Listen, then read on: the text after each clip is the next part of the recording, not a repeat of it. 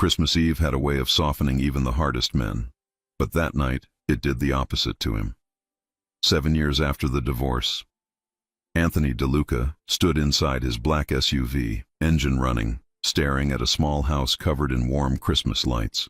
No guards, no convoy, no power display, just him, alone, holding a neatly wrapped gift he had no right to bring. He told himself it was closure, one visit, one silent gesture. Then he would disappear again. Anthony stepped out into the cold. Snow crunched softly under his shoes as he walked up the short path. The house was nothing like the penthouses or gated mansions he was used to. It was modest, clean, lived in. A wreath hung crookedly on the door, handmade, imperfect, and somehow perfect. He hesitated.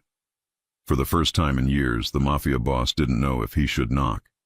Before he could decide, the door opened. Warm light spilled onto the porch, along with the smell of cinnamon and pine. And there she was, Emily Carter. Her hair was a little shorter than he remembered, loose around her shoulders. Her face looked softer, calmer, but her eyes froze the moment they met his. Shock flickered first, then something deeper, something unfinished. "Anthony," she whispered, barely audible. He opened his mouth to speak, but no words came out. And then, movement. A small figure ran across the living room behind her, laughing, socks sliding on the wooden floor. "Mom, look!" a child's voice said, bright and excited. "Santa forgot his glove!" Anthony's chest tightened. A boy stopped near the couch, holding a red mitten far too big for his small hand. He looked up, and their eyes met. The world tilted. The boy was about 7 years old, dark hair, strong brows. The same intense gray-blue eyes Anthony saw every morning in the mirror.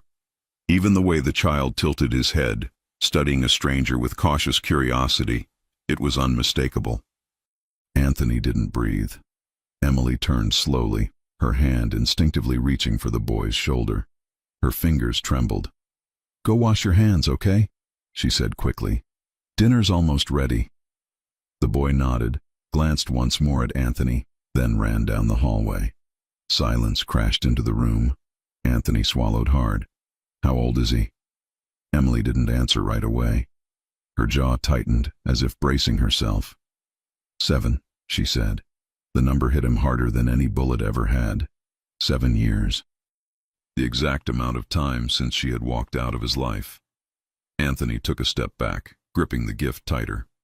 His mind raced, counting, replaying memories, nights, arguments, the divorce that had ended everything so abruptly. His voice came out low, controlled, but strained. "Emily, may I come in?" Every instinct told her to say no. It showed on her face. But after a long second, she stepped aside. Just for a minute. The door closed behind him with a soft click that echoed too loudly. The living room was cozy. Christmas decorations filled every corner. A tree stood by the window, ornaments mismatched, clearly chosen by small hands. A paper star sat crooked on top. It wasn't luxurious, but it was full of life. Anthony felt like a giant in a world that didn't belong to him. "I didn't know," he said quietly. Emily crossed her arms, creating distance. "You weren't supposed to." He looked at her sharply. "Was he?" She shook her head quickly. "Don't. Not yet." Her tone wasn't angry. It was protective. Anthony ran a hand through his hair. "I didn't come here for this," he admitted. "I just wanted to leave a gift. Apologize. I didn't expect—" He stopped, breath uneven. "Him." From the hallway, the boy's voice floated back. "Mom, can I put the star back on the tree later?" Emily closed her eyes briefly. "Yes, sweetheart." Anthony watched her in that moment. The way her voice softened. The way her entire body changed when she spoke to the child. She wasn't the woman he remembered from crowded charity galas or tense dinners surrounded by men who feared him. She was something else now, someone stronger. "You look different," he said. She let out a small, humorless laugh. "So do you, less loud." He almost smiled. The kitchen timer beeped. Emily moved to turn it off, clearly needing the distraction. "You should go," she said without looking at him. I will, Anthony replied, but not yet. She faced him. Anthony, this isn't fair. I know. His voice softened. Nothing about us ever was. A small crash came from the hallway, followed by a sheepish, "Oops." Emily sighed. I'll be right back. Anthony stood alone again, heart pounding. His gaze drifted to the framed photos on the wall. Emily and the boy at the park, at the beach, baking cookies, Halloween costumes, a life, a full one. Without him. He heard footsteps and turned just as the boy appeared again, holding a plastic ornament. Mom said not to touch this one, the child said seriously, then glanced at Anthony. Who are you? Anthony crouched instinctively, bringing himself closer to the child's level. His voice came out gentler than he expected. I'm an old friend of your mom's. The boy studied him carefully. You look scary. Anthony blinked, then laughed, a real laugh. That's fair. The boy smiled, clearly pleased with himself, then ran back to the tree. Emily watched from the doorway, conflicted emotions written all over her face. You shouldn't bond with him, she said quietly. I'm not trying to, Anthony replied. But I can't pretend I didn't see what I saw. She looked away. I never betrayed you, she said suddenly. Not the way you believed. Anthony stiffened. Then why didn't you say anything? Because you didn't listen, she replied. Not accusing, just honest. And because I was scared. The weight of those words settled heavily between them. Anthony stepped closer, lowering his voice. Emily, if there's even a chance. She met his eyes, firm now. Tonight is not about answers. It's Christmas Eve. He deserves peace. If you want to talk, really talk, you'll come back tomorrow, without pressure. He nodded slowly. I will. She hesitated, then took the gift from his hands. Thank you. As Anthony turned to leave, the boy's voice rang out again. Mom? Yes, honey? Is Santa coming back? Anthony paused at the door. Emily smiled softly at her son. Yes, he always comes back. Anthony stepped into the cold night, heart pounding harder than it ever had in his dangerous world. For the first time in 7 years, he didn't feel powerful. He felt afraid and hopeful, because whatever waited behind that door, he knew his life would never be the same again. Anthony DeLuca didn't sleep. He lay on top of the covers in his penthouse, fully dressed, staring at the ceiling as if it could explain what had happened in Emily Carter's living room. The city outside was loud, but inside his head it was louder. 7. The number kept returning, sharp and exact. 7 years since the divorce. 7 years since the last time he'd stood close enough to smell her shampoo. 7 years since he'd told himself he was fine without her. And then a boy had looked up at him. Same eyes, same steady stare, and everything Anthony thought he knew had cracked. He got up before sunrise, not because he had somewhere to be, but because staying still felt impossible. Coffee tasted like nothing. The news played in the background, ignored. His phone sat on the counter like a dare. Emily's number was still saved. He'd never deleted it. He'd never called it either. At 8:17 a.m., he stopped pretending he could be patient. He didn't text. He didn't want words living forever on a screen. He called. It rang twice. Hello? Emily's voice was cautious, already braced. Emily. His own voice came out controlled, but it wasn't calm. It's me. A pause. A quiet inhale. Anthony. He didn't waste time with apologies this time. You said tomorrow. It's tomorrow. It's Christmas Eve, she replied, clipped. I know. He stared out at the pale morning sky. I'm not coming to start a fight. I'm coming to do what you asked. Talk like adults. No pressure. Silence again. He could hear movement on her end. Soft footsteps. A small voice in the background that made Anthony's stomach tighten. Emily lowered her voice. If you come, you follow my rules. Tell me. Normal, she said. For him. Anthony swallowed. Okay. And you don't ask questions in front of him, she added. Anthony's jaw tightened, but he forced it down. Okay. And you don't look at him like that. His eyes narrowed. Like what? Like you're trying to claim him with your eyes. Her tone was firm but not cruel. Anthony exhaled slowly. I'll try. Emily didn't soften. Don't try. Do it. A beat. Fine, he said. I'll do it. Another pause, then her voice dropped lower. Come at 10, not earlier. I'll be there, Anthony said. When he hung up, he stood still for a moment, hands still around the phone. He didn't feel powerful. He felt like a man walking into something he had no control over, and that terrified him more than anything in his world ever had. He left without a convoy, no extra car, no men in the shadows, just him and a single gift bag he'd grabbed from a boutique downstairs because it was the only thing he could do with his hands. He drove across the city, through quiet streets lined with lights and inflatable snowmen. People carried coffee cups, wore Santa hats, laughed like the world was simple. Anthony's world had never been simple, but Emily's house looked like it belonged in that simpler world. Warm, ordinary, safe. He parked across the street and sat for a moment, staring at the lit windows, forcing his breathing to steady. Normal, he reminded himself. He walked up the path, and before he could knock, the door opened. Emily stood there in a soft sweater and jeans, hair loosely tied back, no makeup, no armor. She looked like she'd built a life where she didn't need either. 10 o'clock, she said, glancing at his watch like she didn't trust him. Anthony's mouth twitched. I'm on time.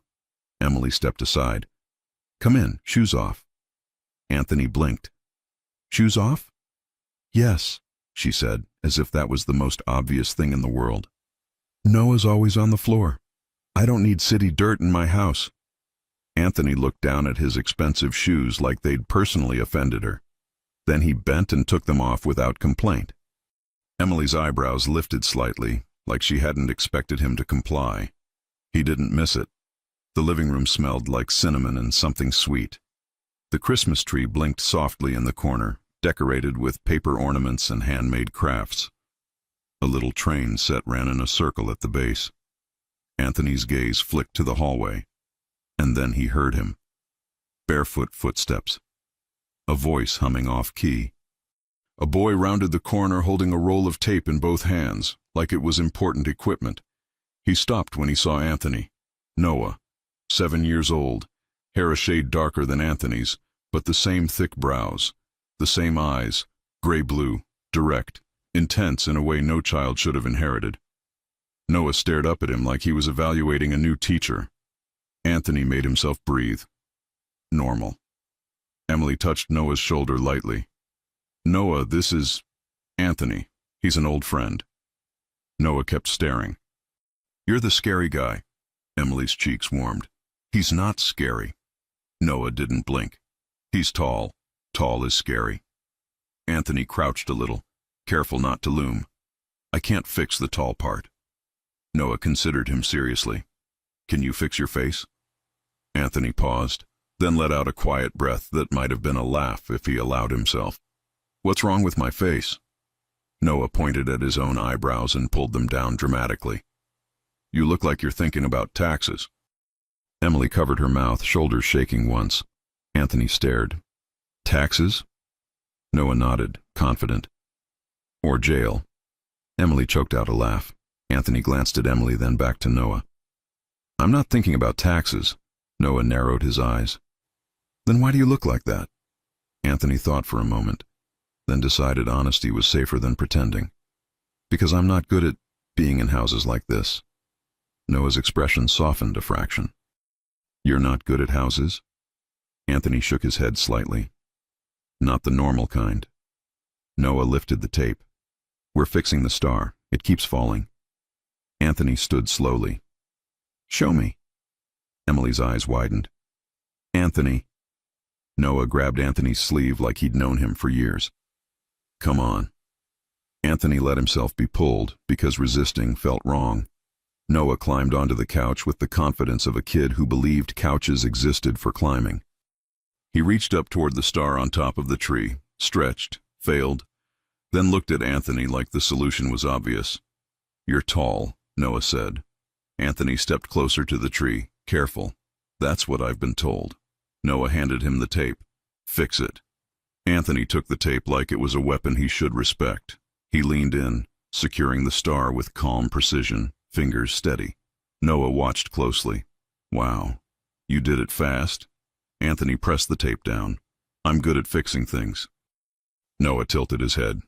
"Do you fix feelings?" The question hit harder than it should have. Emily froze behind them. Anthony turned slowly to look at the boy. His throat tightened. He forced his voice to stay even.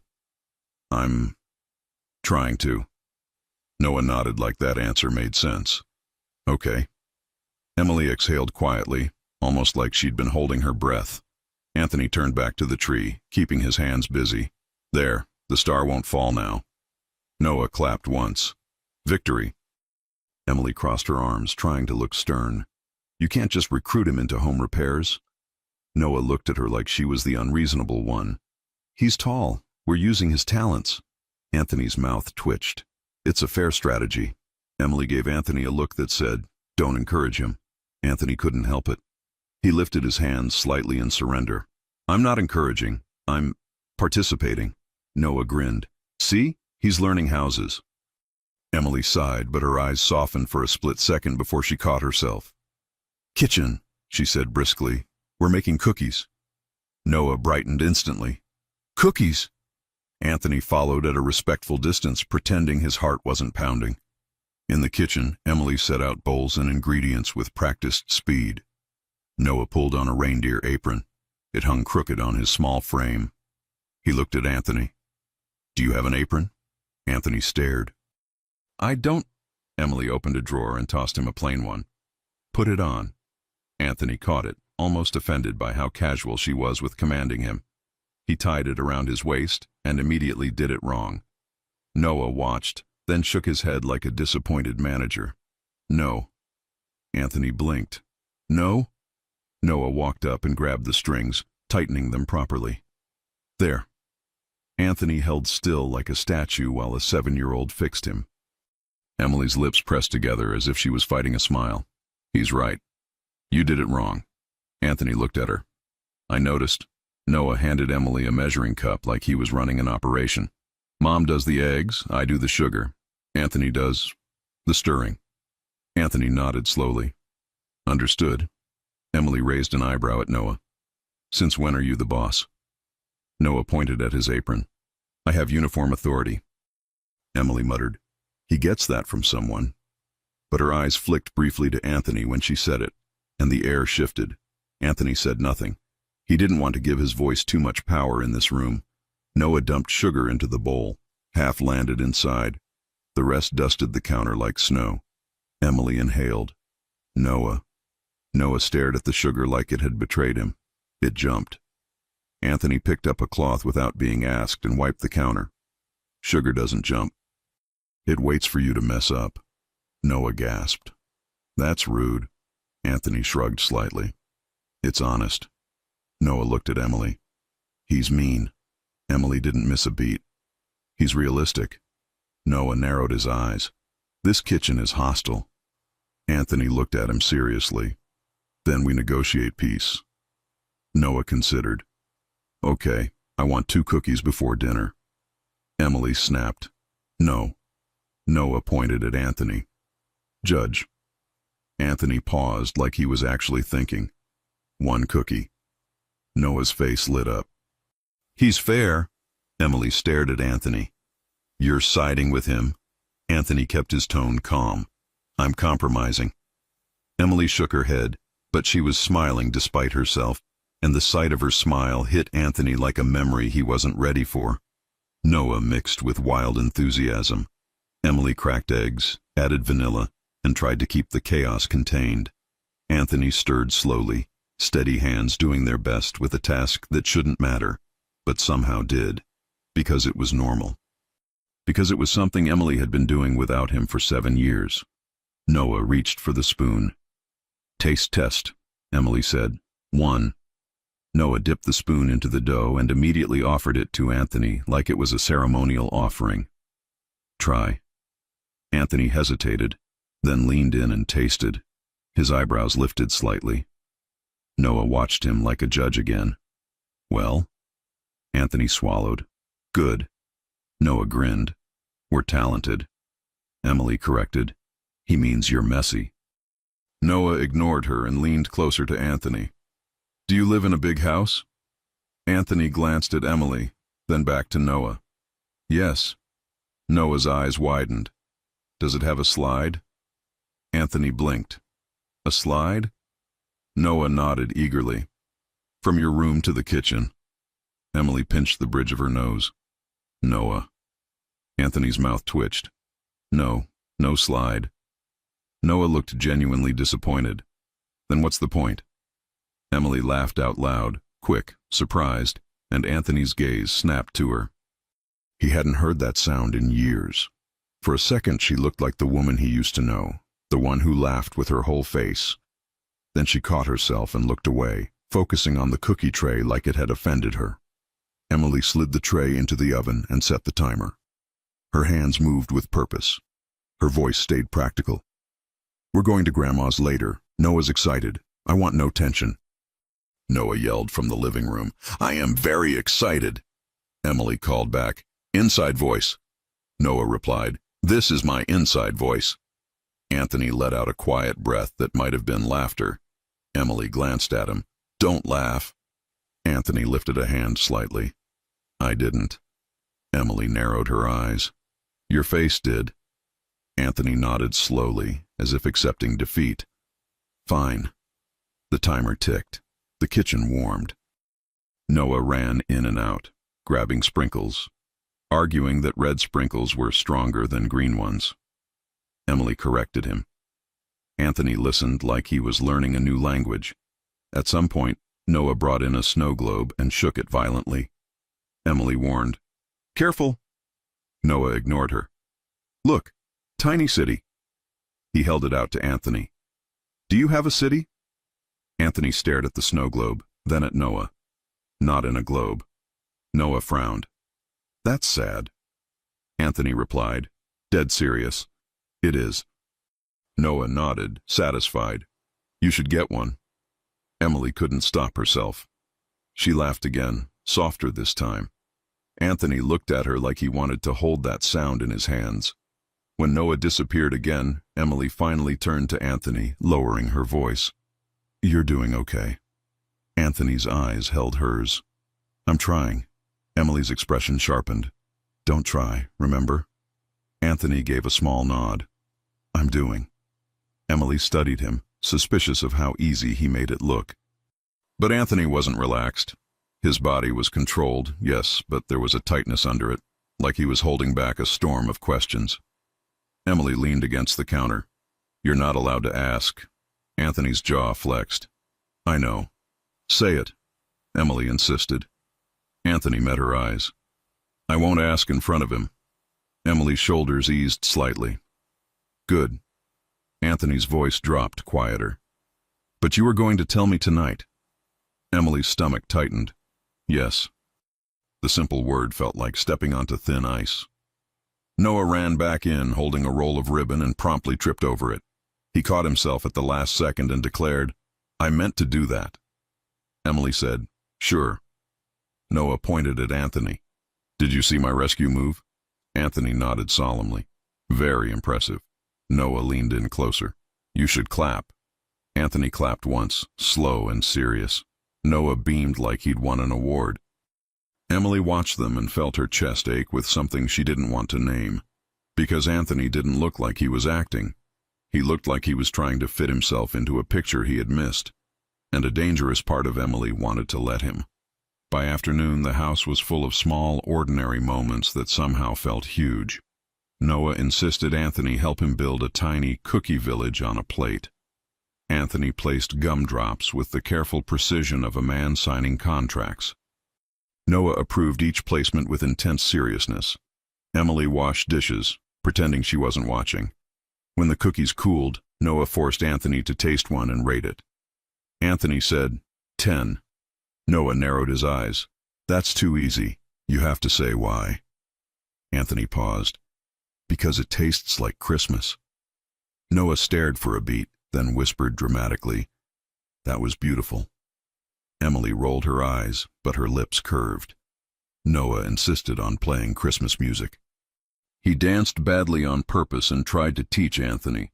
Anthony stood stiffly at first. Noah grabbed his hands and moved them side to side. No, like this. Anthony tried, awkward and careful. Emily laughed again, genuine, helpless. And when Anthony looked at her, something in his eyes softened so much it made her breath catch. For a second, the room felt too small, too warm, too intimate. Emily busied herself with wrapping paper to avoid the way her body still reacted to Anthony's presence. She cut tape too quickly and it stuck to her finger. Great, she muttered. Anthony stepped closer. Here. He gently took her hand, pulling the tape off with slow care. His fingers brushed her skin. It was nothing. It was everything. Emily froze. She didn't pull away fast enough. Anthony's thumb lingered for a half-second longer than necessary. His voice was quiet. You still wear the same lotion. Emily's heart kicked hard. Don't. Anthony's eyes held hers. Don't what? Don't notice things, Emily whispered. Anthony's jaw tightened, not angry, controlled. I can't help noticing you. Emily's breath caught. Noah yelled from the living room. Mom! Anthony! Come see! Emily pulled her hand back quickly, forcing herself to move. Coming! They walked into the living room. Noah had lined up toy cars in a perfect row. This is the parade, Noah announced. They're going to the North Pole. Anthony nodded like this was serious business. Do they have permits? Noah blinked. Permits? Emily laughed. Anthony didn't even look embarrassed. He kept his face serious on purpose. Noah pointed to one car. That's the leader. Anthony leaned closer. What's his name? Noah whispered. Captain Snow. Anthony nodded. Strong name. Noah looked pleased. You're good at this. Emily watched the interaction, half amused, half overwhelmed. This was what Anthony could have been. If life had gone differently. If the divorce hadn't happened. If. Emily cut off the thoughts. They were dangerous. At 4:30 p.m., Emily's phone rang. Her mother. Emily answered, keeping her tone light. Hi, Mom. Her mother's voice was warm. You still coming? Yes. A pause, then quieter. I saw a black SUV out front earlier. Emily's pulse jumped. Mom! I'm not stupid, her mother said. Is he there? Emily glanced toward Anthony, who was helping Noah tape a paper snowflake to the window like it was a military operation. Yes, Emily admitted. Another pause. Is Noah okay? Yes, Emily said firmly. He's fine. Her mother sighed softly. And are you okay? Emily's throat tightened. I'm fine. Her mother's voice dropped. Emily, peace is fragile. Be careful what you invite back in. Emily closed her eyes for a second. I know. Her mother softened. I'm not telling you what to do. I'm reminding you who you are. Bring the pie. And bring your common sense. Emily let out a small breath. I will. When she hung up, Anthony was watching her. He knows, Emily said quietly. Anthony's eyebrows lifted. Your mother? She saw your car. Anthony nodded once like he accepted the consequence. I can leave if you want. Emily stared at him. She expected the old Anthony to demand his place. Instead, he offered to step back. It made her chest tighten. No, she said. We're still going. Noah will lose his mind if we don't. Noah yelled from across the room. I will lose my mind. Emily called. Stop listening. Noah yelled back. I heard that. Anthony's mouth twitched. Emily pointed at him. No laughing. Anthony lifted both hands. I'm silent. Emily narrowed her eyes. Your face is not. Anthony nodded solemnly. I'll work on it. They left just after 5. Emily drove with Noah in the back seat, singing loudly. Anthony followed behind, keeping distance like he was trying to prove he could be respectful in her world. Emily's mother's house was bright with decorations. An inflatable Santa leaned slightly to one side like it was tired. A plastic reindeer blinked unevenly. Noah ran to the door before Emily could even unbuckle him. "Grandma!" he screamed. Emily's mother opened the door and scooped him into a hug, laughing. "There's my favorite person!" Noah pointed behind him. "Santa's helper is here too." Emily's mother froze for half a second, then looked up as Anthony stepped out of his SUV. Anthony walked up the path slowly, posture controlled. He looked like a man entering a place where power meant nothing. Emily's mother, Linda Bennett, stood tall in her apron, hands on her hips. Her eyes were sharp, protective. "Anthony," she said. "Mrs. Bennett," Anthony replied, respectful. Linda's gaze swept over him. "Shoes off in my house, too." Anthony blinked once, then nodded. "Yes, ma'am." Noah whispered loudly to Emily. "He's obedient." Emily whispered back, "He's learning." Inside, the house was warm and loud. Emily's stepfather, Tom Bennett, stepped out of the kitchen holding a dish towel and a skeptical expression. Tom's eyes landed on Anthony and stayed there.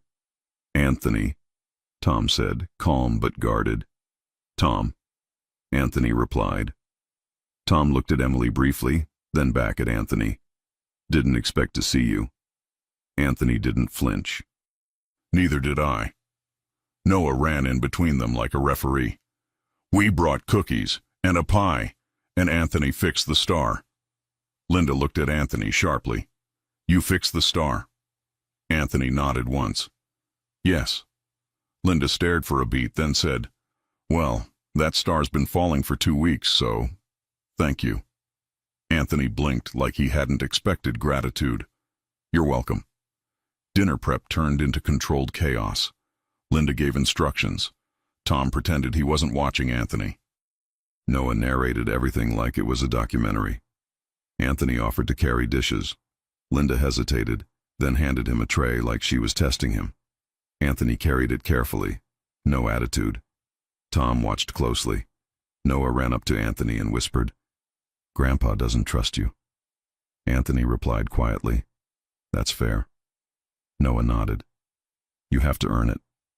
Anthony looked at him. "I'm trying." Noah lifted a finger. "No, you have to do." Anthony paused, then nodded once. "You're right." Emily overheard and felt her throat tighten. Noah climbed onto a chair at the table and declared, "We're all eating together because it's Christmas Eve and the rules are different." Linda sighed. "Who taught you that?" Noah pointed at Emily. "Mom said it." Emily corrected, "I did not." Noah shrugged. "Your eyes said it." Anthony's mouth twitched. Linda looked between Emily and Anthony, then said to Emily, "Your kid is dramatic." Emily replied dryly, "He gets it from someone." Linda smirked. "He gets it from you." Anthony didn't speak, but his eyes stayed on Emily like he agreed with Linda in a way that was too personal. Dinner was surprisingly normal. Noah told stories. Linda laughed. Tom relaxed slightly when he saw Anthony wasn't trying to dominate the room. Anthony listened more than he spoke, responding to Noah with calm patience that didn't feel forced. At one point, Noah spilled water. He froze, eyes wide like the world had ended. Anthony grabbed napkins instantly and wiped it up before Noah could panic. "It's fine," he said. Noah stared at him. "You didn't yell." Anthony's eyebrows lifted. "Should I?" Noah thought hard. "No." Anthony nodded. "Then I won't." Noah looked relieved and leaned against him casually, then without warning climbed right into Anthony's lap like it was the most natural thing in the world. Emily's breath caught. Anthony went still. Tom's eyes sharpened instantly. Linda's gaze flicked to Emily. Emily stood frozen, heart pounding. Anthony didn't hug Noah too tight. He didn't hold him like he owned him. He simply rested a hand lightly on Noah's back, protective in a careful, restrained way. Noah yawned and muttered, "You're not that scary." Anthony's voice was soft. "Good." Noah's head drooped against Anthony's shoulder. Emily watched the scene like it was a dream she didn't know if she deserved. Because Noah looked safe. and Anthony looked human. The Christmas movie played in the background. Noah fell asleep fully, breathing slow and steady, still on Anthony's lap. Anthony didn't move. Linda approached quietly and looked down at Noah, then at Anthony. "You can put him in the guest room." Anthony's voice came out low. "He's comfortable." Linda studied him for a long moment, then nodded once. "Fine, but don't you dare let him fall." Anthony replied softly, "I won't." Emily swallowed hard. Tom walked over, calm but firm. "Emily." Emily stepped closer, heart hammering. Tom looked at her gently, then glanced at Anthony. "If you two are going to talk, do it quietly. No drama. Noah deserves peace." Anthony met Tom's gaze without arrogance. "Agreed." Tom nodded once and walked away. Linda also retreated into the kitchen, purposely giving them space. Emily bent and carefully lifted Noah from Anthony's lap, carrying him down the hallway to the guest room. She tucked him in, kissed his forehead. Noah mumbled in his sleep, "Santa's helper." Emily whispered, "Go to sleep." She stepped out and found Anthony waiting near the back door, coat already on, expression tight with patience he was forcing. Emily's heart beat hard. "Come back to my house." Anthony nodded once. "Tonight." Emily swallowed. "After he's asleep." Anthony's gaze held hers. "You're going to tell me the truth." Emily's voice was quiet. "Yes." Anthony took one step closer, stopping just short of touching her. "Emily, if you tell me what I think you're going to tell me." Emily's breath caught. "Then everything changes." Anthony's eyes darkened, not with anger, something deeper. "And you're still making me wait." Emily forced herself to hold his gaze. "Because I need to know you can be in his life without turning it into a war." Anthony's jaw tightened. He nodded slowly. "I can." Emily whispered, "Prove it." Anthony's voice dropped. "I'm trying." Emily's eyes narrowed. "No." Anthony paused, then corrected himself, softer. "I'm doing." Emily's chest tightened. Anthony leaned in slightly, voice low and careful. "If I kiss you right now, will you regret it?" Emily's breath caught hard. For a second she couldn't speak.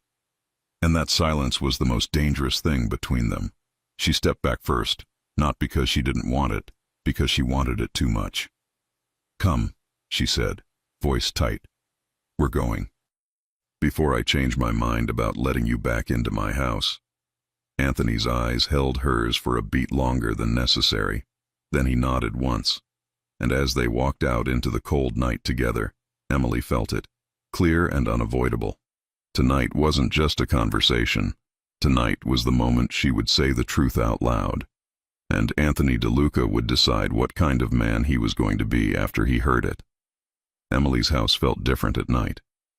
Not because the Christmas lights blinked softer or because the neighborhood got quieter, though it did.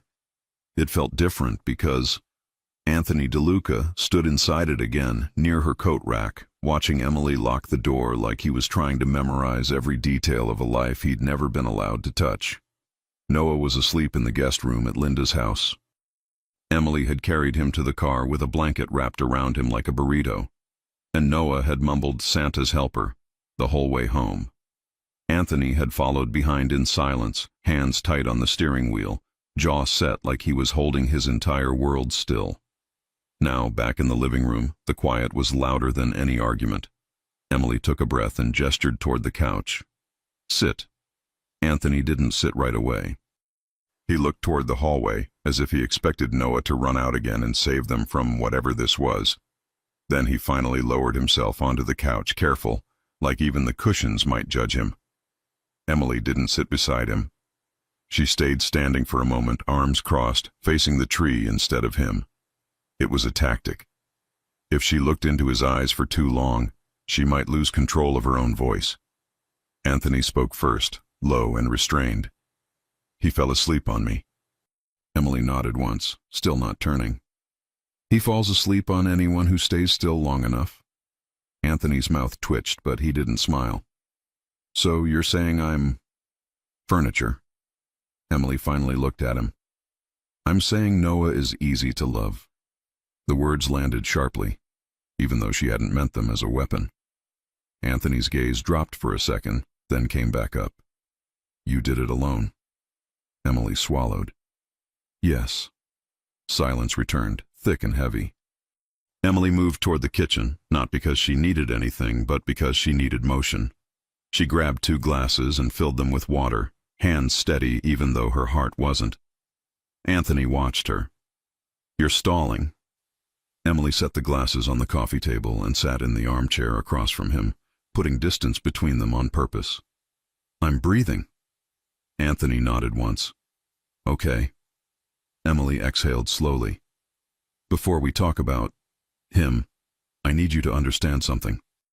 Anthony's voice stayed calm, but the strain showed in his eyes. Tell me. Emily held his gaze. You don't get to be angry in my house. Anthony blinked. Emily, I'm serious, she cut in, firm. No yelling, no slamming doors, no threats. No, I'll handle it like you used to. Anthony's jaw tightened. Then he nodded once, controlled. I won't. Emily studied him to see if he was performing. Anthony added, quieter. I'm not here to scare you. I'm here to understand. Her chest tightened at the word understand, because 7 years ago, that was what she had needed, and he hadn't given it. Emily's voice dropped. Good. Anthony leaned forward slightly. Is he mine? Emily's throat tightened. The question was direct, and somehow it still felt like stepping off a cliff. She didn't answer right away. Anthony didn't push. That alone startled her. Emily stared at the lights on the tree. You remember the divorce? Anthony's eyes didn't leave her. Every detail. Emily swallowed. You think you do? Anthony's jaw flexed. Emily. She held up one hand. Let me say it my way, or I won't say it at all. Anthony exhaled slowly. Okay. Emily's voice stayed steady, simple, not poetic. The night you left that courthouse, I went home alone. Anthony's gaze tightened. Emily continued, forcing herself not to soften. I didn't go to anyone. I didn't run into someone else's bed.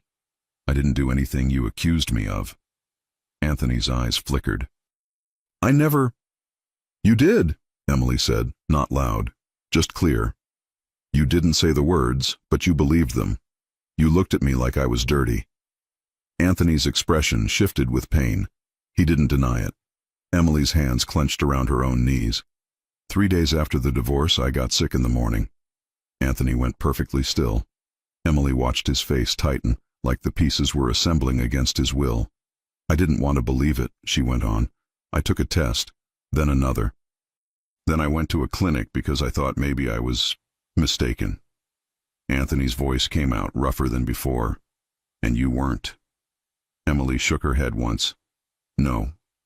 The room felt too quiet. Even the tree lights looked louder. Anthony's eyes locked on hers. Why didn't you tell me? Emily's laugh was small and sharp. You want the honest answer? Yes. Emily leaned back slightly, forcing herself to stay in control. Because you had already decided who I was. Anthony's jaw tightened. I would have... Emily cut him off again, firm. You would have done what you always did. You would have taken over. Anthony stared at her. Emily continued, voice steady. You would have put men outside my door. You would have demanded I move into a place I didn't choose. You would have turned my pregnancy into a security operation. And you would have told yourself it was love. Anthony swallowed hard, his hands clasped tightly together. I would have protected you. I know, Emily said quietly. That's the problem. You didn't know how to protect me without controlling me. Anthony's eyes darkened, not angry, something heavier. So you ran. I didn't run, Emily said, sharper. I left. Anthony's voice dropped. With my child. Emily's breath caught. She didn't answer, and the silence answered for her. Anthony stared at her, chest rising slowly. You're telling me he is. Emily shook her head quickly, still trying to hold the line. I'm telling you the timing. I'm telling you the truth about me. Anthony's jaw clenched. Emily.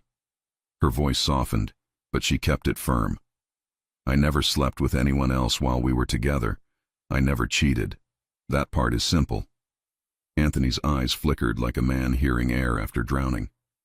Emily continued, quieter. The rest wasn't simple. Anthony leaned forward, elbows on his knees, like if he sat still enough he could stop his own emotions from taking over. Say it. Emily swallowed hard. I didn't do a paternity test. Anthony froze. What?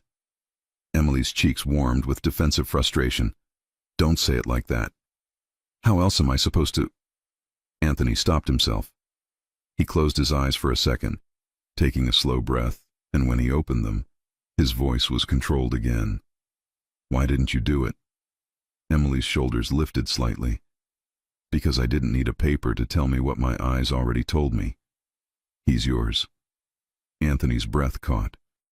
Emily kept going because if she stopped, she might not finish. But I didn't want to hand you a document. I didn't want to start a war in your world with a test result as the spark. Anthony's voice went low. A war. Emily nodded. You think I didn't see things, Anthony? I wasn't blind. I knew how people looked at me when they knew I was with you. I knew how fast your world could turn on someone. Anthony's face tightened.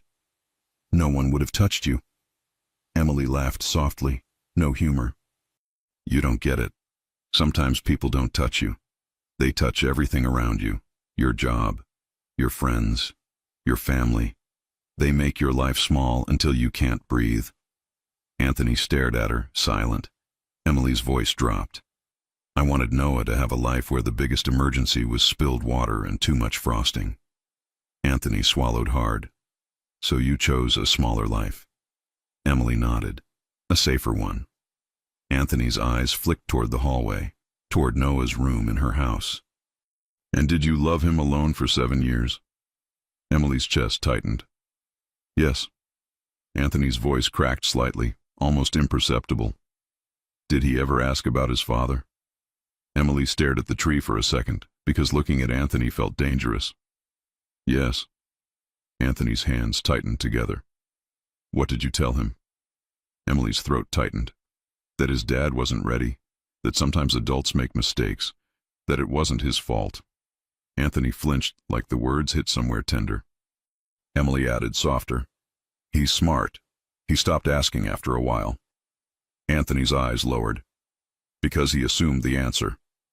Emily didn't correct him. Because the truth was, Noah had built his own story, one where Emily was enough, one where the missing father was a blank space he learned to live with. Anthony stared at his hands. You should hate me. Emily's voice came quiet. I did. For a while. Anthony looked up sharply. Emily continued, honest. But hate is exhausting. And I had a baby. So I stopped. Anthony's jaw tightened. And now? Emily exhaled. Now I'm not sure what I feel. Anthony's gaze held hers. It was intense but not aggressive. Tell me. Emily's voice dropped. I feel angry that you're here and it feels familiar. Like my body remembers you, even when my brain doesn't want to. Anthony's throat moved as he swallowed. Emily. She continued anyway, because it was the truth. I feel scared that Noah will get attached, and then you'll disappear again. Anthony's eyes hardened with determination. I won't. Emily lifted a hand. Don't promise. Anthony stopped himself mid-breath. He nodded once. Okay, I won't promise. Emily studied him. Then what will you do? Anthony's voice was low, steady. I'll show you. Emily's chest tightened at the simplicity. It sounded like something he would have said years ago, but this time he wasn't using it to end the conversation. He was offering it as a plan. Emily leaned back, exhaling slowly. There's more. Anthony's eyes sharpened. Tell me. Emily's hands tightened on the armrest. The reason you thought I cheated, it wasn't random. Anthony went still. Emily continued, careful. I didn't just wake up one day and decide you didn't trust me. Something happened. Anthony's jaw flexed. What happened? Emily's voice stayed simple. Someone wanted us apart. Anthony's eyes narrowed slightly. Who? Emily shook her head. I never knew for sure. Anthony's gaze stayed locked on her. Emily.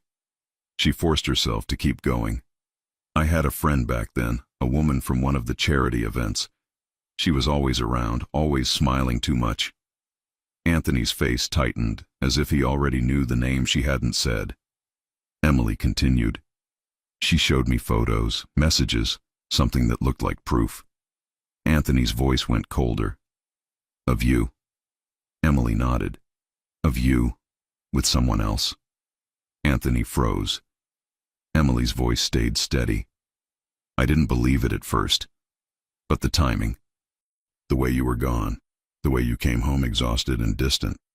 Anthony's jaw tightened. I was working. I know, Emily said quietly. But I was alone. And then you accused me first. Anthony stared at her, silent, breathing slow. Emily's voice shook slightly for the first time. It felt like you had already decided to leave me. So I left first. Anthony's voice came low, controlled. Those photos. Emily nodded. I later realized they were manipulated, not fully fake, just framed. Cropped, timed, enough to poison the air. Anthony leaned back, eyes dark. Why didn't you come to me? Emily's answer came quickly. Because you didn't come to me. Anthony's expression shifted, pain, regret, the weight of it sitting heavy in his shoulders. Emily exhaled. I'm not telling you this so you can hunt someone down. Anthony's jaw tightened, then he forced it loose. I won't do anything reckless. Emily stared at him. This is me asking for the first time, please. Anthony held her gaze, then nodded once. Okay. Emily didn't know if she believed him, but she heard the effort. A silence passed, not hostile, just full. Anthony's voice softened. May I see him? Here, in the morning. Emily's chest tightened again. You saw him today. I saw him, Anthony said quietly.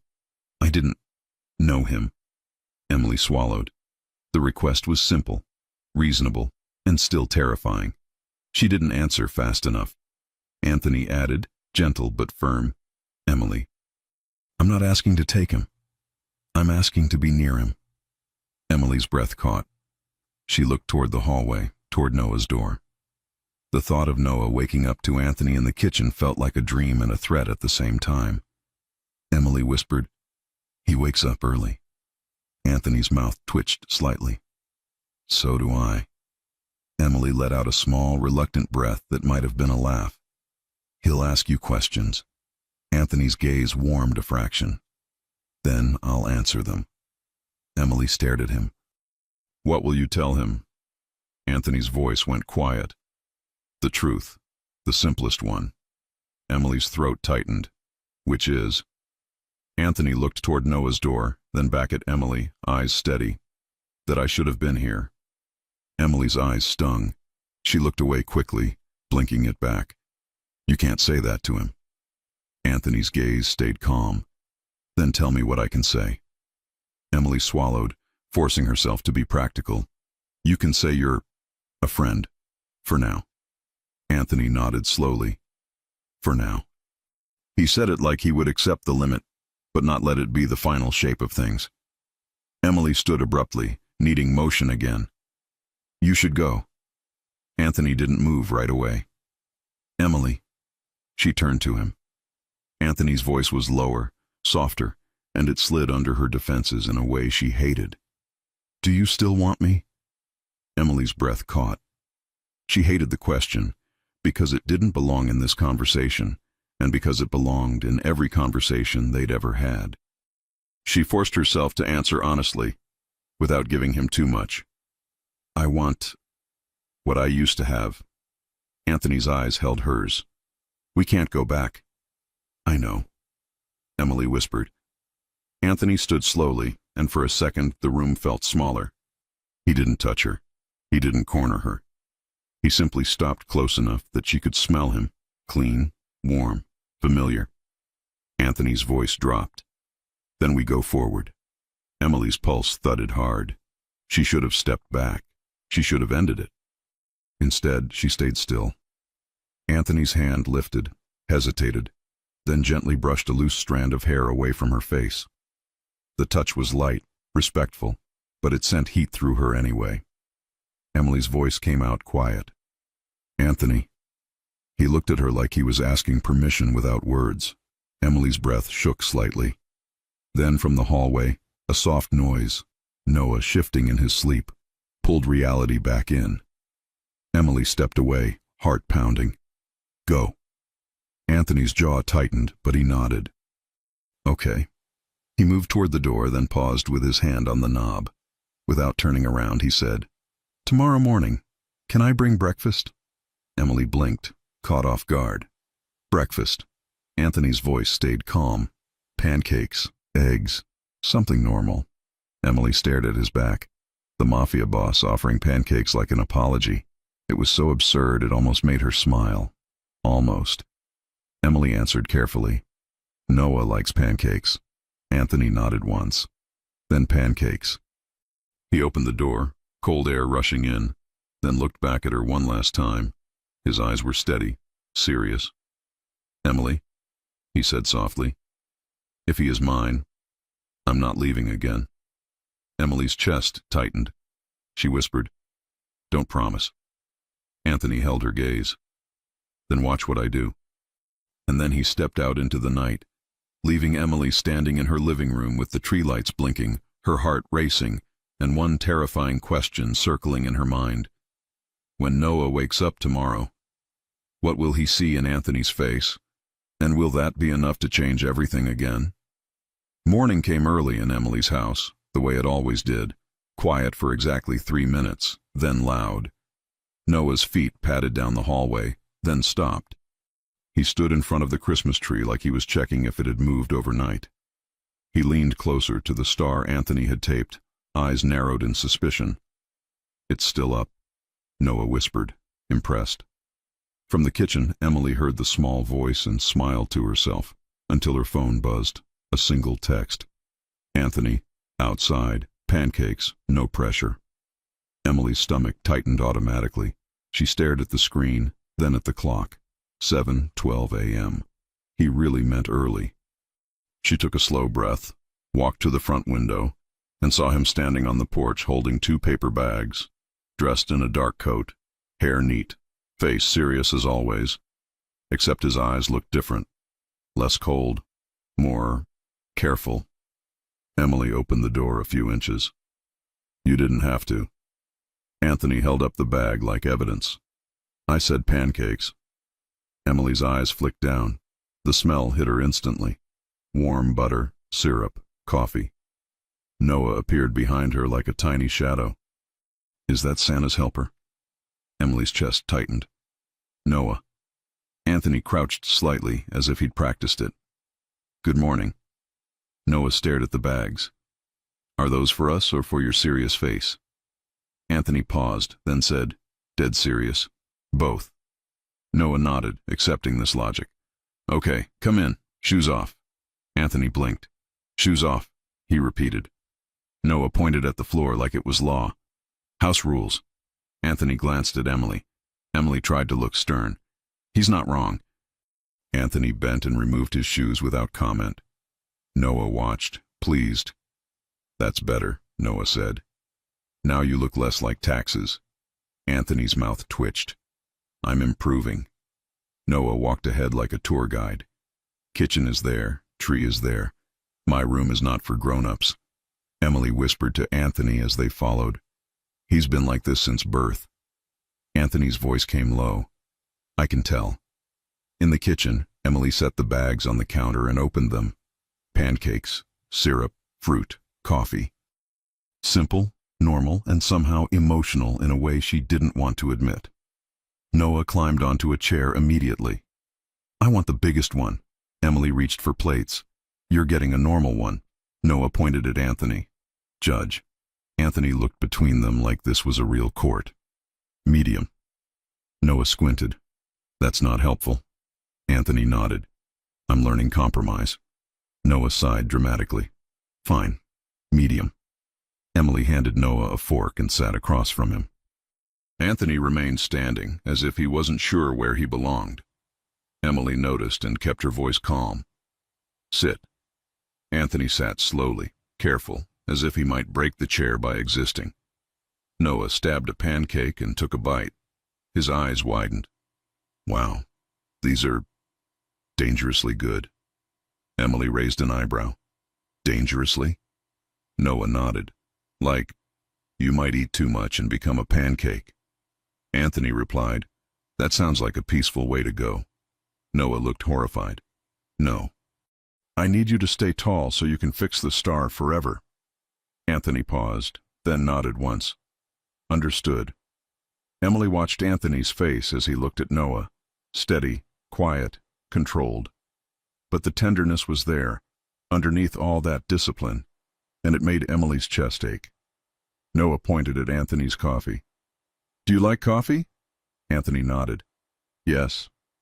Noah leaned forward. My mom likes coffee too. She gets grumpy without it. Emily shot Noah a look. I do not. Noah didn't blink. Yes, you do. Anthony's mouth twitched. He's very honest. Emily sighed. He's very loud. Noah took another bite and suddenly asked, why don't you smile more? The question hit the table like a dropped plate.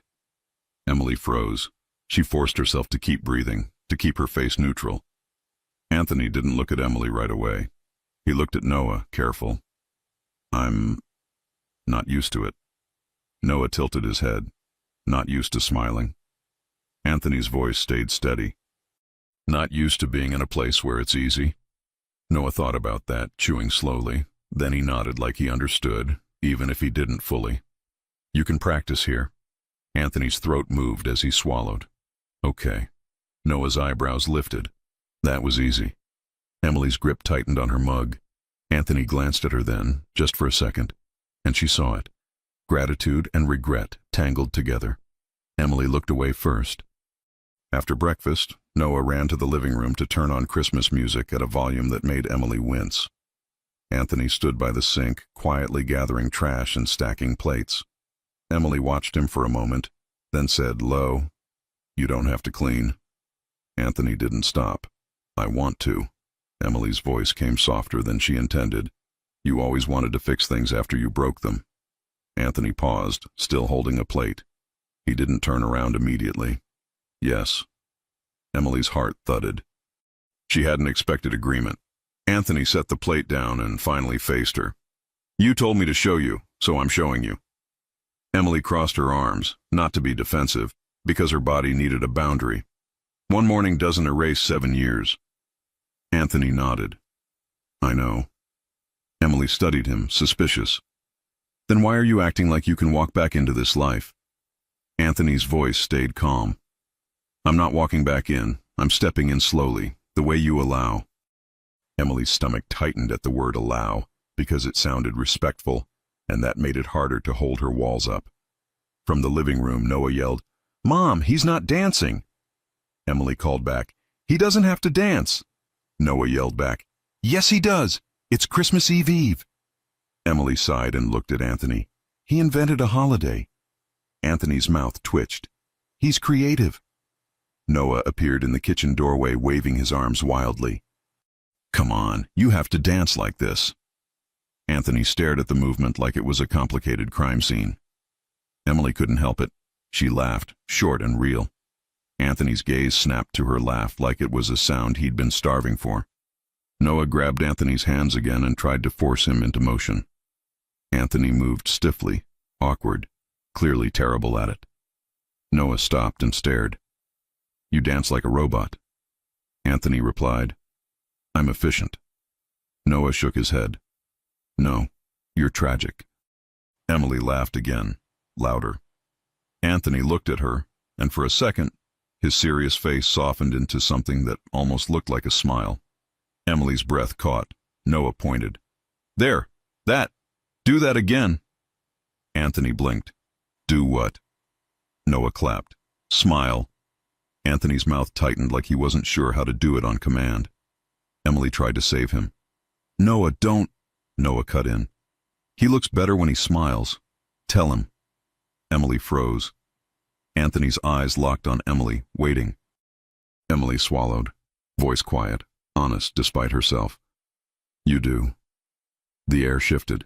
Anthony's gaze stayed on her like the room had gone silent. Noah, satisfied, ran away again, leaving them alone in the kitchen with Christmas music playing too cheerfully for the tension that had just landed between them. Anthony spoke first, voice low. You meant that. Emily looked down at the counter. I said it, didn't I? Anthony stepped a little closer, not invading, just closing the space. Emily, I don't want to take over your life. Emily's throat tightened. Then what do you want? Anthony's eyes held hers. A place in it, the right way. Emily's heart pounded. She should have answered with rules, schedules, logic. Instead, what came out was smaller and more dangerous. And if Noah gets attached? Anthony didn't hesitate. Then I stay. Emily's eyes narrowed. Don't promise. Anthony nodded once, like he'd heard the lesson. Then I'll keep showing you. Emily stared at him, searching for the old arrogance. She didn't see it. She saw a man trying to be careful with something fragile, something he should have protected years ago. Noah's voice rang from the living room again. Mom, I want to show him my room. Emily's pulse jumped. Noah said grown-ups aren't allowed in there. Noah popped his head around the corner. I changed the rule. Emily opened her mouth to argue. Anthony spoke calmly. Only if your mom says yes. Noah froze, betrayed. Why would you say that? Anthony replied, serious. Because she's the boss here. Noah stared at Emily like this was shocking new information. Emily blinked, caught off guard by Anthony backing her authority without trying to replace it. She exhaled. 5 minutes, and you don't touch anything. Noah cheered. Yes! Noah dragged Anthony down the hallway like he was showing off a prize. Emily followed, heart tight. In Noah's room, superhero posters covered one wall. A small bed sat under a blanket with tiny snowflakes. Toy cars were lined up like a museum display. Noah stood proudly. This is my room. This is my car collection. This is my secret treasure. He pulled open a drawer and showed a small box filled with random things. A shiny rock, a broken bracelet, a tiny plastic dinosaur. Anthony leaned closer, amused. That's treasure. Noah nodded. Yes, don't steal it. Anthony looked at him seriously. I won't. Noah studied Anthony's face, then asked suddenly, Do you have kids? Emily's breath stopped. Anthony paused. His eyes flicked to Emily, quick, controlled, then back to Noah. His voice was steady, careful. No. Noah narrowed his eyes. So you don't know kid stuff? Anthony nodded. I'm learning. Noah stared at him for a long moment, then said, very quietly, You can learn here. Emily felt her throat tighten. Anthony's expression shifted, softened in a way that didn't look practiced at all. He swallowed. Okay. Noah smiled, then pointed at a framed drawing on the wall. A stick figure mom, a stick figure kid, and a blank space beside them. Emily's chest tightened as she noticed it for the first time in months. Noah spoke casually, like it didn't matter. That one is unfinished. Anthony stared at the drawing. His voice came out low. Who's missing? Noah shrugged. Just someone. Emily's heart pounded so hard she felt it in her ears. Anthony turned his head slightly, eyes dark with understanding, and looked at Emily like he was seeing the cost of 7 years in one simple picture. Emily forced herself to breathe. Noah, 5 minutes are over. Noah groaned. No. Emily guided them back out. But as Anthony walked past the drawing again, he slowed, just for a second, like he wanted to reach out and fix the blank space with his hands. He didn't. He just kept walking, jaw tight. In the hallway, Emily stopped him with a quiet voice. Anthony. He looked at her. Emily swallowed. If Noah starts asking questions, real questions, what will you say? Anthony's gaze held hers, steady and serious. And before he answered, Emily realized she wasn't asking about Noah anymore. She was asking about Anthony, about whether he would stay careful, stay patient, or let his need rush in and break the peace she built. Anthony's voice was low. "I'll say whatever protects him." Emily's chest tightened. "And what about what protects me?" Anthony didn't answer right away. His eyes stayed on her, intense, and the pause felt like a door opening, because whatever he said next would change the rules again. And Emily wasn't sure she was ready to hear it. Emily didn't sleep well after that hallway question. Not because Anthony had raised his voice or pushed her. He hadn't. The problem was worse. He'd been uncareful, and careful was convincing. By late morning, Noah was back in full holiday mode. He dragged a basket of ornaments into the living room and announced it was Operation Sparkle. Emily tried to keep the day normal. Music, hot chocolate, last-minute wrapping, because normal was the only thing that kept her steady. Anthony showed up again right on time, not early, not late. He carried a small paper bag and a larger box, both from a toy store. Noah spotted him first and ran to the door like a tiny security guard. "Shoes off!" Anthony sighed like it was the strictest rule he'd ever faced. "Yes, sir." Noah corrected him immediately. "No. Yes, Captain." Anthony looked at Emily as if asking if he should salute. Emily tried not to smile. "Just do what he says." Anthony nodded. "Understood, Captain." Noah beamed and dragged him inside.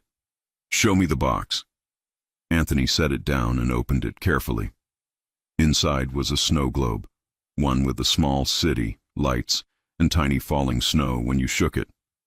Noah froze, eyes wide. "You got one." Anthony kept his voice serious. "You said it would make me less scary." Noah picked it up with both hands, awed. "It worked." Emily laughed once, surprised again by how quickly Anthony could slide into humor without forcing it. Then she caught herself. She didn't want the day to feel too easy. They spent the afternoon on small things. Anthony helped Noah tape paper snowflakes to the windows, straight lines, perfect spacing, like it was a mission. Emily wrapped presents at the coffee table. Every few minutes Noah tried to sneak extra candy canes. Every few minutes Emily said no. Every few minutes Anthony stayed quiet, watching how their rhythm worked. At some point Noah ran to his room to get markers, leaving Emily and Anthony alone near the tree. Emily didn't look at him right away. She focused on the lights, on the ornaments, on anything but the memory of his fingers brushing her hair the day before. Anthony broke the silence gently. "I've been thinking about what you asked." Emily's shoulders tightened. "Which part?" "What protects you?" Anthony said. Emily turned slightly, cautious. "And?" Anthony's voice stayed low, controlled. "No pressure. I'm not asking for anything today. I'm telling you what I'm going to do." Emily crossed her arms. "Go ahead." Anthony met her eyes. "I'm going to move slowly. I'll follow your rules, and I'll let you lead in this house. Noah will never see me disrespect you." Emily stared at him, searching for the old Anthony, the one who believed leading meant controlling. She didn't see him. She saw someone trying to learn. Emily's voice came quiet. "And outside this house?" Anthony nodded once. "Outside I'll keep distance too. Not from him. From danger." Emily's stomach tightened. "Your world." Anthony's jaw flexed. "Yes." Emily watched him. "You're saying all the right things." Anthony didn't argue. "I know." Emily's eyes narrowed. "Then why do I feel like you're still holding something back?" Anthony's gaze stayed steady. "Because I am." Emily's heartbeat picked up. "What?" Anthony took a slow breath. "I found the name of the woman you mentioned, the one who showed you those photos." Emily froze. "Anthony." He lifted a hand slightly, not defensive, just calming. "I'm not going to do anything reckless." Emily's voice sharpened. "You promised." Anthony corrected immediately. "You're right. I didn't promise. I said I would show you." Emily stared at him, jaw tight. Anthony continued, voice calm. "And I'm showing you. I didn't send anyone. I didn't confront anyone. I didn't pull anything from the past into your day. Emily's breath shook slightly. Then why tell me now? Anthony's eyes held hers. Because you deserve to know I'm looking for the truth, but I'm doing it carefully. For you. For Noah. Emily's throat tightened. She hated how reasonable it sounded. Noah came running back with markers, yelling, "I'm back! We're drawing Santa's map!" Emily exhaled, grateful for the interruption, and moved the conversation back into normal. They sat on the floor. Noah drew a messy map of the house and insisted Santa needed a safe landing zone. Anthony offered suggestions with a straight face, pointing out that Santa would need clear access routes. Noah loved it. Emily rolled her eyes. The room felt lighter again. Later, while Noah took a bath, Emily stood by the sink rinsing cups. Anthony leaned against the counter, quiet. Emily spoke without turning. "Don't investigate in my neighborhood." Anthony replied instantly, "I won't." Emily glanced at him, suspicious. That was fast. Anthony's mouth twitched. "Because that rule is easy." Emily looked down at her hands. "Nothing about us is easy." Anthony's voice softened. "It can be lighter than it was." Emily's chest tightened. "I don't know if I can trust you to keep it light." Anthony didn't flinch. "Then don't trust my words." Emily looked up. Anthony held her gaze. "Trust what you see." The silence stretched again, warm, dangerous. Emily forced herself to speak practically. "Noah's going to start asking more questions." Anthony nodded. "I know." Emily swallowed. "And when he does, you can't make him feel like he missed something because of him. You can't make him feel guilty." Anthony's eyes sharpened with seriousness. "I would never." Emily's voice softened slightly. "Then what will you say?" Anthony paused.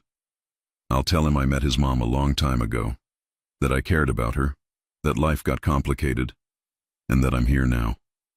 Emily's heart pounded. "That's not bad." Anthony's gaze stayed on her. "And I'll tell him you did a good job." Emily's throat tightened. "Anthony." He stepped closer, stopping where he always stopped, just short of touching her. "Emily, I see what you built. I'm not here to break it. I'm here to fit into it." Emily stared at him, pulse loud. Then Noah's voice shouted from the hallway, "Mom, I'm a prune." Emily blinked. "What?" Noah yelled again. "I'm wrinkly, like a prune." Anthony's lips pressed together like he was fighting laughter. Emily groaned. "Noah, get out of the tub." Noah yelled, "I can't. I'm a prune." Anthony finally let out a quiet laugh, short, real. Emily shot him a look. "Don't encourage him." Anthony raised a hand. "I didn't say anything." Emily walked past him toward the bathroom, but Anthony's voice stopped her gently. "Emily." She paused. Anthony's tone turned serious again. "Tonight, when he's asleep, can we talk about what this becomes?" Emily's stomach tightened. "We already talked." Anthony shook his head slightly. "We talked about the past. I'm asking about the future." Emily turned slowly, cautious. "And what future do you want?" Anthony's eyes held hers, steady. "One where I don't visit. I belong." Emily's breath caught. Before she could answer, Noah shouted again, louder, "Mom, prunes need help." Emily exhaled sharply and walked away, but her heart didn't go with her. Because Anthony's words weren't pressure. They were a door. And Emily wasn't sure she could keep walking past it, especially when the future was about to start asking questions out loud. The house was finally quiet. Noah had fallen asleep fast, exhaustion winning after a day that felt bigger than Christmas Eve itself. His bedroom door was half closed, a small nightlight glowing inside. Emily stood in the hallway for a long moment, listening to his steady breathing, letting it calm her own. When she turned back toward the living room, Anthony was there, standing near the window, hands in his pockets, posture controlled but alert, like a man waiting for a verdict. "You didn't have to stay," Emily said softly. Anthony turned. "I wanted to." Emily walked past him and sat on the couch, pulling a blanket over her legs more for comfort than cold. She gestured to the opposite end. "Sit." He did. The distance between them was deliberate, but the tension filled the space anyway. "This is the part where things usually go wrong," Emily said, voice calm but honest. "Where promises get made too fast, where reality gets ignored." Anthony nodded. "Then let's not do that." Emily looked at him. "Then tell me what you want. Clearly, no grand gestures." Anthony took a slow breath. "I want to be present, consistent, predictable." Emily raised an eyebrow. "You've never been predictable." "I know," he said quietly. "That's why I'm choosing it now." Emily studied him. "Choosing it for how long?" Anthony met her eyes. "As long as you let me prove it." Emily's chest tightened. "You still haven't said the hardest part." Anthony didn't hesitate. "I want to be his father." The words landed softly, but they shook the room. Emily looked down at her hands. "Wanting isn't enough." "I know," Anthony replied. "That's why I'm not asking to step in overnight." Emily looked up sharply. "Then what are you asking?" Anthony leaned forward slightly, elbows on his knees. "Structure, boundaries, a plan you control." Emily blinked, caught off guard. "You'd let me control it?" "Yes." The answer came without hesitation, and that scared her more than resistance would have. Emily stood and began pacing slowly, thinking out loud because silence would only trap her. Noah doesn't need sudden changes. He needs routine, familiarity. He needs to trust you before he attaches. Anthony nodded. "I agree." Emily stopped in front of him. "And if he does attach, you don't get to disappear. Not for business, not for pride, not for old habits." Anthony's gaze sharpened with seriousness. "I won't." Emily lifted a hand. "You don't promise." Anthony corrected himself immediately. "I commit." The difference mattered. Emily swallowed. "And my role doesn't change." Anthony looked confused. "Why would it?" Emily's voice grew firmer. "I don't become secondary. I don't get overridden. I don't become the soft one while you decide what's best." Anthony stood slowly, careful not to crowd her. "Emily, you are his anchor. I see that. I respect it." Her throat tightened. "You didn't always." Anthony's voice lowered. "I see it now." Emily searched his face for arrogance, for impatience. She didn't find it. She found restraint. "That scares me," she admitted quietly. Anthony's brow creased. "Why?" "Because if you mess this up," Emily said, voice tight, "it won't just hurt me." Anthony's eyes softened. "I know." Emily exhaled, the weight of 7 years pressing on her chest. "He's going to ask questions, soon." Anthony nodded. "I'm ready." "No," Emily corrected. "You think you are." Anthony accepted that without argument. "Then guide me." Emily stared at him. "You're really doing this?" Anthony's voice was steady. "Yes." She turned away, walking toward the kitchen, needing space to breathe. Anthony didn't follow. That mattered too. Emily leaned against the counter, gathering herself. "If we do this, it starts small." Anthony replied from where he stood. "Tell me how." Emily counted on her fingers. "You show up when you say you will. You leave when I say it's time. You don't undermine rules. You don't bring gifts to compensate for absence." Anthony nodded with each point. "Understood." Emily added quieter. "And you don't tell him you're his father until I say so." Anthony's jaw tightened, but he nodded. "Okay." Emily turned to face him again. "That's the hardest one." Anthony's voice was low. "I know." Emily hesitated. "And when that moment comes, it has to be about him, not about you reclaiming something." Anthony met her eyes. "It will be." Emily searched his face one last time. Then she said it.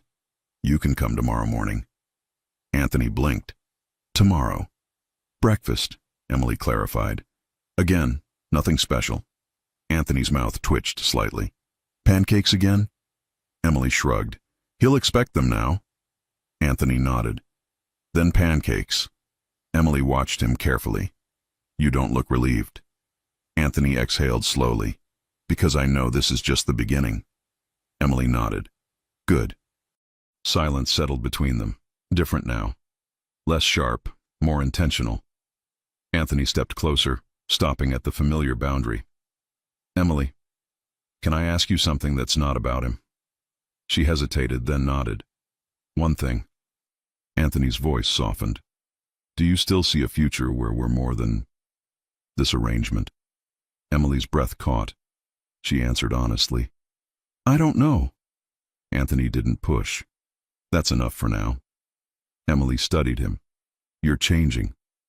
Anthony's gaze stayed on her. So are you. The words weren't romantic. They were true. Emily glanced toward the hallway again, toward Noah's room. If this works, it changes everything. Anthony nodded. I'm counting on that. Emily walked him to the door. The porch light cast a soft glow over his face, making him look less like a man of shadows and more like someone waiting to be let in. He paused before stepping outside. Emily. She met his eyes. Anthony said quietly, Thank you for trusting me this far. Emily swallowed. Don't thank me yet. Anthony nodded, accepting the warning. As the door closed behind him, Emily rested her forehead briefly against it, breathing out slowly. Tomorrow wouldn't be easy. Nothing about this would be. But for the first time in 7 years, she wasn't protecting a future alone. And that thought, terrifying as it was, felt a little like hope. Christmas Eve arrived like a held breath. Emily woke before Noah, not because she wanted to, but because her mind refused to stay quiet. She stood in the kitchen in soft morning light, staring at the tree from across the room, listening to the stillness and trying to decide what kind of day this would be, a day that stayed safe or a day that changed everything. At 7:03 a.m., her phone buzzed. Anthony, outside, pancakes, no pressure. Emily let out a slow breath, walked to the window, and saw him on the porch again. Same dark coat, same serious face, but something in his posture looked different. Not tense, grounded. She opened the door. You're consistent, she said, as if she needed to test him. Anthony held up the bag. You asked for predictable. Noah's footsteps thundered down the hallway. He skidded into the entryway wearing pajama pants and messy hair, blinking like he'd been powered on suddenly. Pancakes? Emily tried to keep her tone calm. Good morning. Noah ignored her completely and pointed at Anthony. You came back. Anthony crouched slightly. I said I would. Noah narrowed his eyes, suspicious. Adults say things they don't do. Emily froze. Anthony didn't flinch. He nodded once, slow and honest. You're right. Noah stared at him like he didn't expect agreement. Anthony added, voice steady. So I'm going to do what I say. Noah studied him for a long second, then walked up and patted Anthony's coat like a seal of approval. Okay. Emily's chest tightened. In the kitchen, the morning turned into plates and syrup and laughter. Noah demanded a pancake tower. Emily refused. Noah appealed to Anthony. Anthony suggested, 2 pancakes stacked is still a tower. Noah accepted. Emily rolled her eyes. Noah ate like he hadn't slept in a week, then demanded Christmas music. He forced Anthony to dance again, and Anthony did it badly on purpose this time, making Noah laugh so hard he fell onto the couch. Emily laughed too, real, warm. And when she looked at Anthony, she caught him watching her like he was collecting a moment he didn't want to lose. Noah ran to his room and came back holding the snow globe Anthony had bought him. He shook it aggressively. Look, it's snowing inside, Anthony warned. Careful. Noah ignored that too. It's fine. I'm in charge of snow. Emily tried to sound strict. Noah. Noah pointed at Anthony. He's the calm one now. Emily blinked. Excuse me. Anthony's mouth twitched. He's not wrong. Emily pretended to be offended. I'm calm. Noah stared at her. You're calm like a tornado is calm. Anthony let out a short laugh. Emily shot him a look. Don't team up with him. Anthony lifted both hands. I'm neutral. Noah declared. Lies. He's on my side. The house felt full, not crowded, full. Full of the kind of energy Emily hadn't felt in years, the kind that came from not carrying everything alone. Later, Noah sat on the floor building his toy car parade again. Emily wrapped the last present at the coffee table. Anthony helped, but helping mostly meant holding tape while Noah gave orders like a tiny general. Then Noah stopped mid-sentence, staring at Anthony like a thought had landed. "Why do you come here?" Noah asked suddenly. Emily's heart jumped. Anthony didn't look at Emily first. He looked at Noah, careful, steady. "Because your mom is important to me," Anthony said simply. Noah's eyes narrowed. "Like, girlfriend important?" Emily nearly choked. Anthony's eyebrows lifted. "That's a strong question." Noah shrugged. "I'm 7. I can ask anything." Emily swallowed, trying not to panic. "Noah," Anthony spoke calmly, "your mom and I knew each other a long time ago." Noah leaned forward. "Did you fight?" Anthony paused. "We made mistakes." Noah stared. "Did my mom cry?" Emily froze again. Anthony's answer came quiet and honest. "Yes." Noah's face tightened, protective. "That's bad." Anthony nodded. "It was."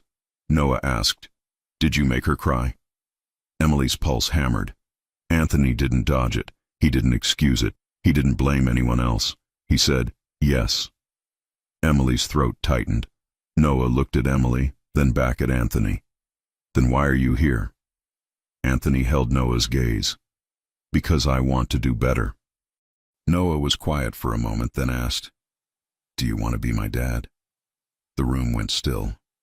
Emily's breath stopped.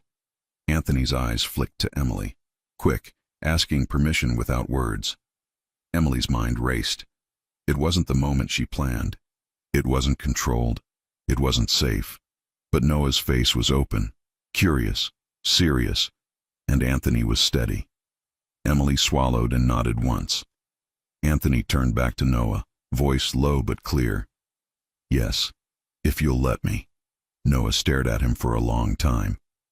Then Noah asked, "Are you going to disappear?" Emily's chest tightened so hard it hurt. Anthony didn't promise. He didn't oversell. He didn't make it dramatic. He said, "Noah, I'm going to show up. Every time I say I will." Noah's eyes narrowed. "How do I know?" Anthony looked at him serious. "You watch me." Noah stared. Then he did something that made Emily's eyes burn. He scooted closer and rested his head lightly against Anthony's arm, casual like it was nothing, but it was everything. "Okay," Noah said softly. "But if you make my mom sad again, you're in trouble." Anthony's voice warmed. "Fair." Emily pressed her lips together hard, blinking fast. Noah looked up at her. "Mom." Emily forced her voice steady. "Yes, honey." Noah said, "Can he stay for Christmas?" Emily's breath caught. She looked at Anthony. Anthony didn't speak. He didn't push.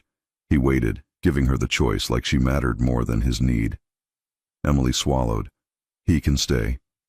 Noah cheered and ran in a circle like a victory lap. Anthony exhaled quietly, relief and emotion flickering across his face too fast for him to hide. Later, Emily stood in the kitchen slicing fruit while Noah played in the living room. Anthony stepped closer, stopping at her boundary. "You didn't plan that," he said softly. Emily shook her head. "No." Anthony's voice was quiet. "You were brave." Emily scoffed softly. "I'm terrified." Anthony's eyes held hers. "So am I." Emily's throat tightened. "Don't ruin this." Anthony nodded once. "I won't." Emily whispered, almost too quiet, "I still care." Anthony's gaze softened. "I know." Emily swallowed. "No, you don't. Because if you did, you'd realize how much it scares me that I still want you." Anthony didn't move, but his eyes darkened with emotion. "Emily." She turned to face him fully, voice steady but low. "I'm not the same woman." Anthony nodded. "I don't want the same story." Emily blinked. Anthony's voice softened. "I want a better one." The words hit her chest like warmth. Noah yelled from the living room, "Mom!" Dad, look! Emily froze. Anthony's head turned sharply. He said... Emily's eyes widened. He did. Noah ran in, holding the unfinished drawing from his room. The blank stick figure had been filled in, tall, serious, with a little smile. Noah proudly announced, "I finished it." Emily stared at the drawing, throat tight. Anthony's voice came out rough. "You drew me." Noah nodded. "Yes, but I made you nicer." Anthony swallowed hard. "Thank you." Noah pointed at the little smile. "See, you can do it." Anthony's mouth twitched into a real smile this time, small but unmistakable. Noah clapped. "Yes!" Emily laughed through the tightness in her throat. Noah held up the drawing like a contract. "So it's official. Christmas is 3 people now." Emily looked at Anthony, heart pounding, and saw something she hadn't seen in 7 years. Not power, not pride. Presence. Anthony met her gaze and spoke quietly, only for her. "If you'll let me, I want us. Not just him and me. All of it." Emily's breath caught. She didn't answer with words. She stepped closer and kissed him, slow, careful, real. It wasn't desperate. It was chosen. When she pulled back, her forehead rested against his for a brief second. Anthony whispered, "Thank you." Emily whispered back, "Don't waste it." Noah yelled, "Ew! But also yay!" Emily laughed, startled. Anthony let out a quiet laugh too. And in that moment, with Christmas music in the background, syrup still on the table, and a child's drawing on the counter, Emily understood what had changed everything. Not the secret, not the timing, but the fact that Anthony DeLuca finally came back without taking over. He came back to belong. And for the first time in 7 years, Emily let herself believe it could last.